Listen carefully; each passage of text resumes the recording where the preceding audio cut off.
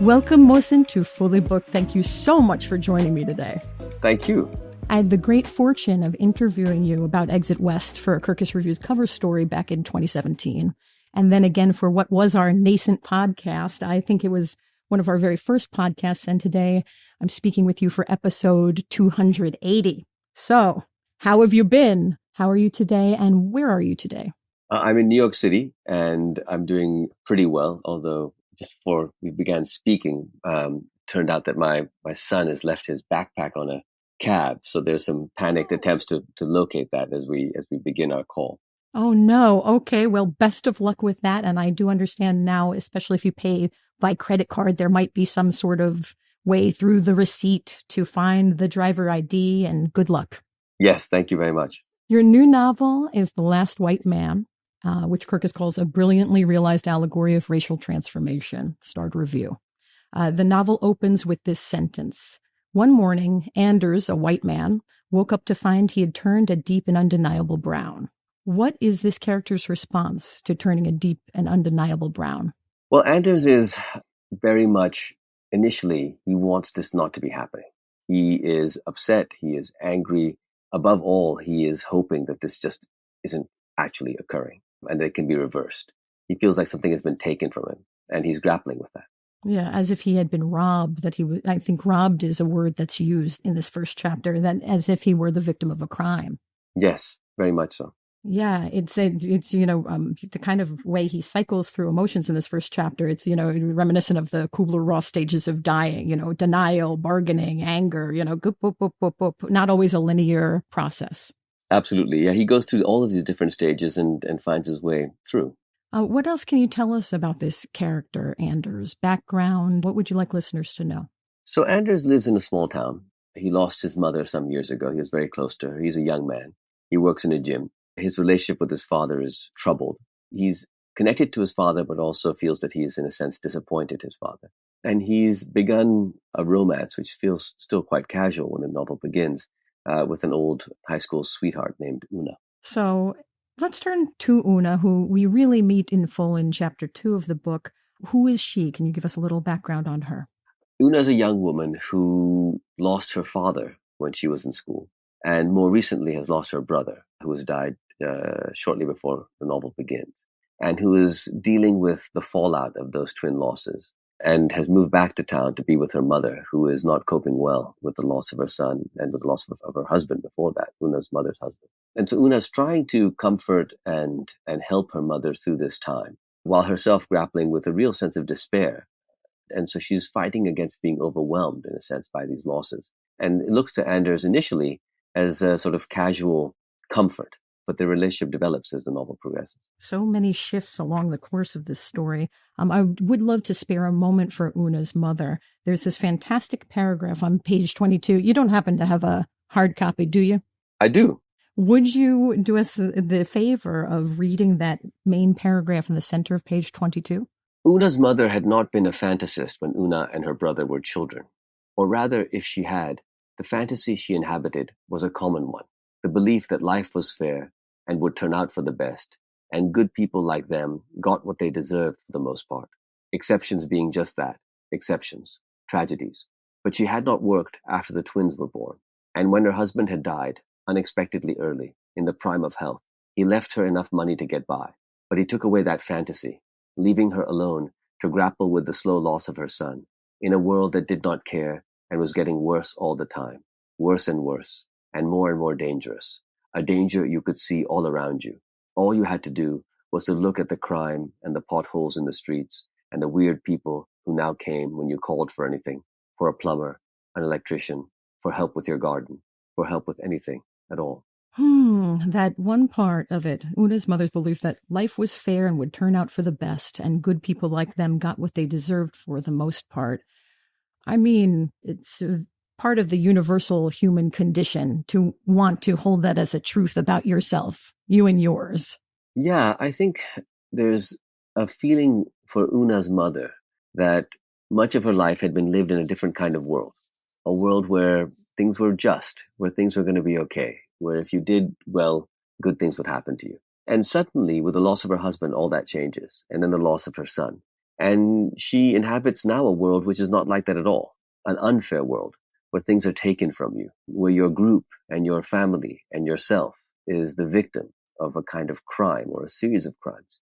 And she's grappling with that and trying to find her way through. Little sidebar on that, notably, what you just read is a single sentence. When we're talking style, I'm seeing kind of a kinship here with the way words are delivered, as with Exit West. Yes, I think in Exit West as well, there's these longer sentences. They're a bit different from this book, but in Exit West, the sentences grow longer as the book progresses and take on this kind of incantatory quality, like it's trying to summon into existence a magic spell that allows this world to exist. In The Last White Man, what's happening is something slightly different in that what each sentence is doing is something is said, it's sort of questioned, it's puzzled over, it's qualified, it's moved. And I think that corresponds in a way to how we actually think. Oftentimes we'll say something or think something, and then we'll think about it and say, that's not quite right. Actually, I think something else. And our positions are very fluid. It's not the case that we simply say something and believe that for the rest of our lives. And also in these sentences, what's happening is we're moving between different points of view. So in one sentence, we might be in Anders's head, and then in his father's head, and then in entirely different perspective, all in one sentence, creating an effect for the reader, hopefully, that not just the characters, but even the reader potentially can change their mind and adopt different points of view. Absolutely. I feel like each perspective kind of like a faceted jewel. I'm holding up my hand right now and I see, all the different facets as you turn our attention to new planes of the jewel. Yes, very much so. I think basically this notion that our identity actually is made up of different facets. Each of us is not just one thing. We're many different things. Is something the novel plays with a lot. Yeah. Anders has this experience which to him is quite disturbing early on in the book. He doesn't want to go out after he realizes he's changed. He's gone through many of the emotions we've already mentioned, but he at a certain point is needing to go to the grocery store. When he goes to the grocery store, he perceives that, his fellow shoppers, white shoppers, are perceiving him in a way that makes him uncomfortable, but he's also wrestling with, is this a matter of how I'm perceiving myself? Yeah, I think it's unclear to Anders, as I think from many of us, all of us really, to what extent is our sense of race and how we're being defined by others to do with who we are, how we're behaving, or to do with who they are, how they're perceiving us, or to do with some inexplicable overall context that's beyond all of us, that's at the level of society, which is shaping how we're being perceived and how we're interacting with people. And Anders is trying, to be himself, to act natural, to act like Anders. But he discovers that trying to act like yourself is immediately a very unnatural thing. There's nothing less like you than trying to be you. Right. It's interesting because I'm just now reading a memoir called Why Didn't You Tell Me by Carmen Rita Wong. And there's a scene in here where her white stepfather has moved the family from New York City to New Hampshire, and her Dominican mother is grocery shopping with Carmen and her brother. This is in the 70s, I believe, in New Hampshire. And she has her hair in curlers under a lovely scarf.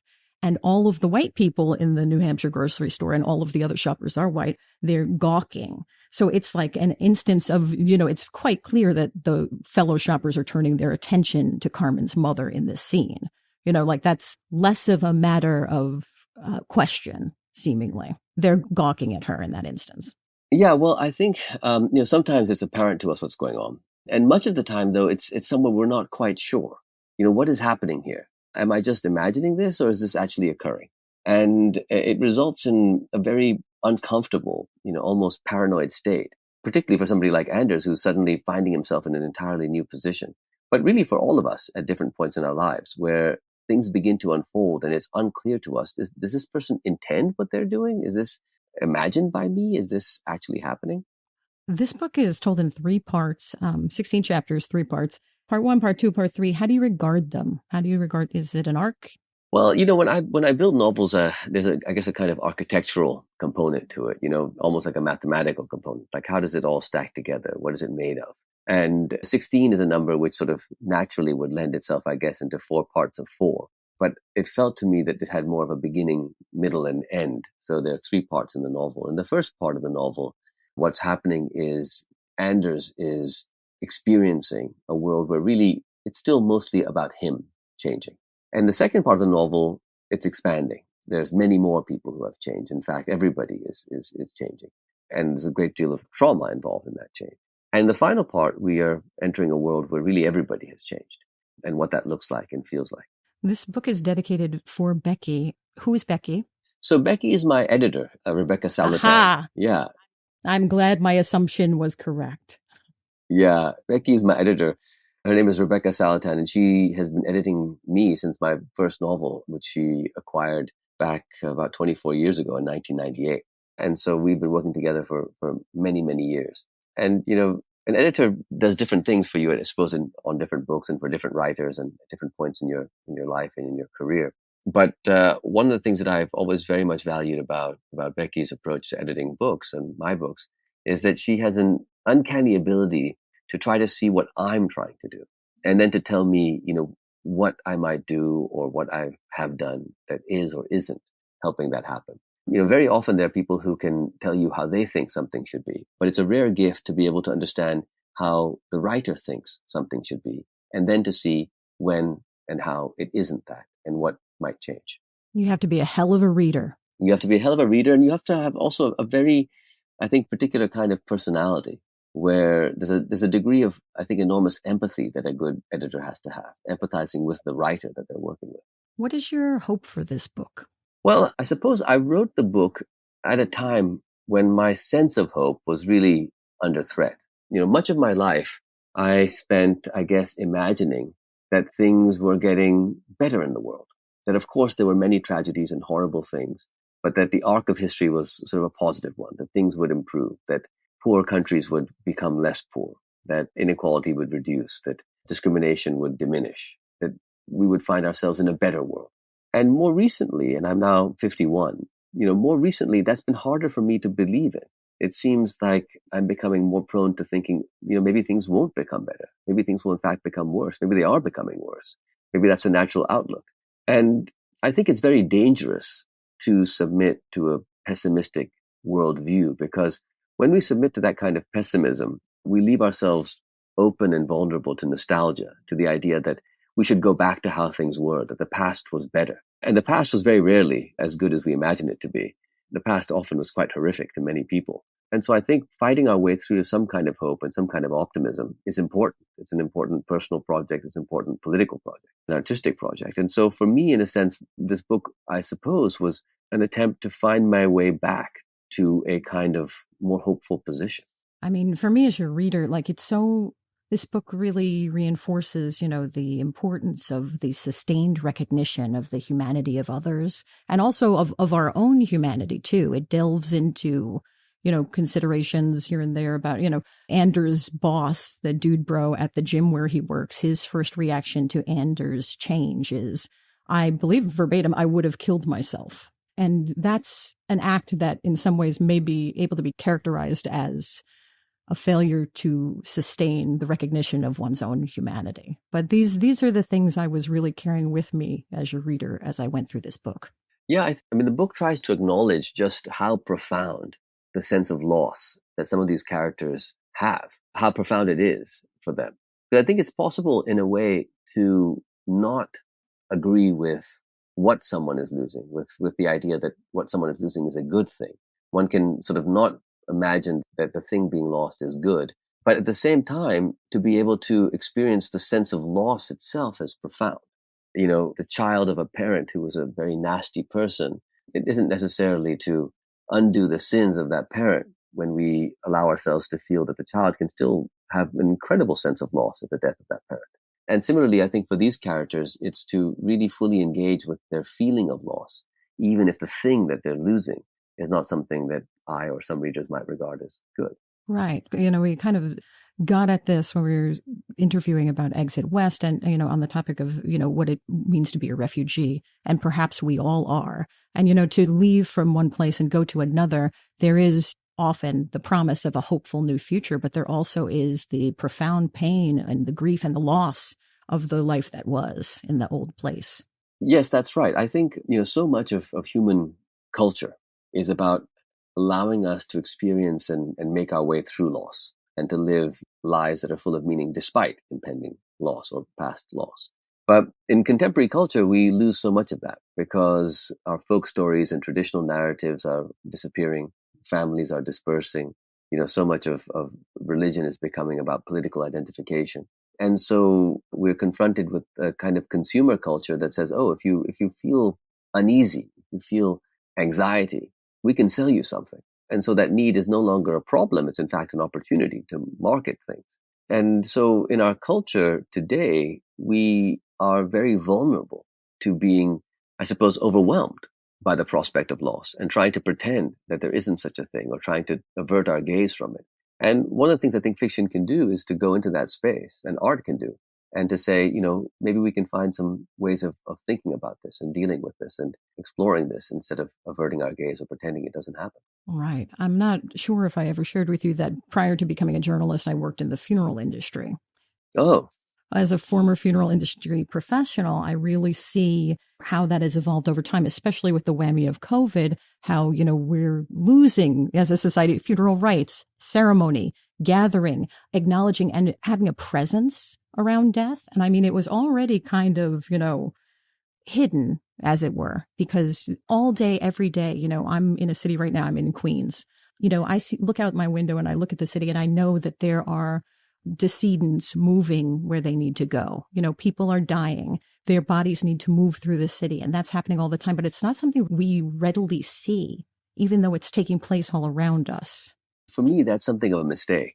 I think that one of the things that, mortality, the mortality of others offers to each of us is sort of a reminder that this is not permanent and that, we risk going through our lives trying to ignore that fact and slipping into ruts and routines that later we wish we hadn't. And I think in almost every traditional culture that I can think of, the ceremonies around death and the rituals around death are a huge part of life. Participating in the burial ritual and preparing the body for burial, digging the grave and placing the body in the grave. All of these things are not like other tasks in a way. They're tasks that serve hugely important functions.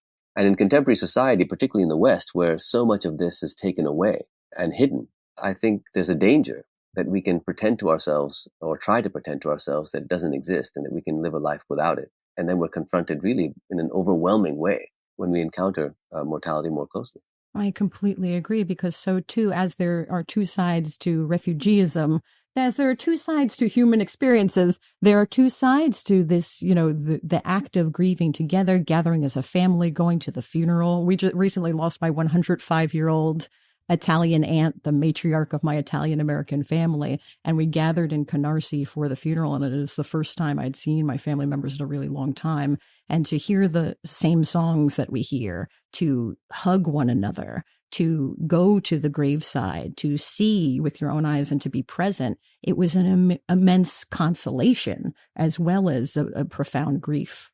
Yes, that's right. And I think that to partake of these things together is hugely important. One of the things that the novel, The Last White Man, is about really is about this loss. In a sense, Anders' father is passing away during the course of the novel. He may perhaps even be the last white man of the place where they live. And Anders and his father navigating that journey alongside Oona and her mother, navigating the survival of the loss of Oona's father and Oona's brother. Those two journeys are really at the heart of this. And how do we mourn and how do we pass well? And how do we make a good ending that allows for a different kind of beginning? I think those are important questions that we have to ask ourselves in our lives all the time, and that the book, in a sense, is asking the characters. Oh, yes. I see that we are approaching our time together, and I'm welling with gratitude for your generosity with me today. So I just want to ask, is there anything else you'd like our listeners to know about The Last White Man? No, I think we've covered most of what I'd like to say. I suppose one thing which for me is very important is I really do believe that readers make novels, that writers make sort of these half novels, and then each reader takes those words and creates something which is unique in their experience. And so I try to build novels in a way that are small and in many ways despecified in terms of characters not having names and the place not being clear, not too many details, so that we can find a way for readers to make their own stories.